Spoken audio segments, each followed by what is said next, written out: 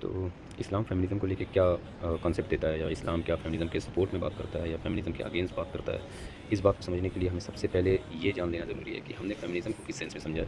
کیا ہم نے فیمنزم کو اس سینس میں سمجھا ہے جس سینس میں آج کے سو کالڈ فیمنسٹ نے ڈیفائن کیا ہے، یا اس سینس میں سمجھا ہے کہ فیمنسٹ وہ ہیں جو عورتوں کے حقوق کو لے کے باتیں کرتے ہیں. تو یہ جو دو طریقے کے اسکول آف تھاٹس فیمنسٹ کے بیچ ملتے ہیں، ان میں ایک بیسک ڈفرینس یہ ہے کہ ایک اسکول آف تھاٹ بیسڈ ہے ایکویٹی پہ، اور ایک اسکول آف تھاٹ بیسڈ ہے ایکویلٹی پہ. یعنی ایک اسکول آف تھاٹ یہ مانتا ہے فیمنسٹ کا کہ عورتوں کو ہر جگہ ایکویلٹی کا رائٹ ہے.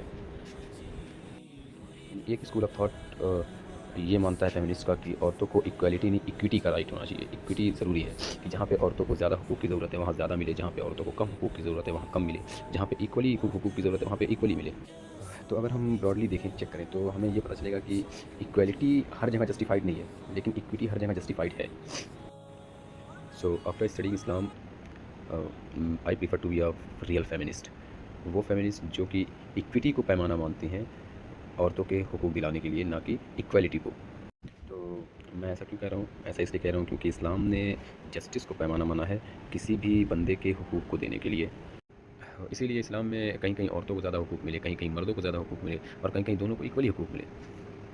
اسی چیز کو اللہ تعالیٰ نے قرآن میں فرمایا کہ بما فضل اللہ بعضهم علی بعض، یعنی جو مرد اور عورت ہیں ان دونوں کو ایک دوسرے پہ فضیلت دی ہے اللہ تعالیٰ نے.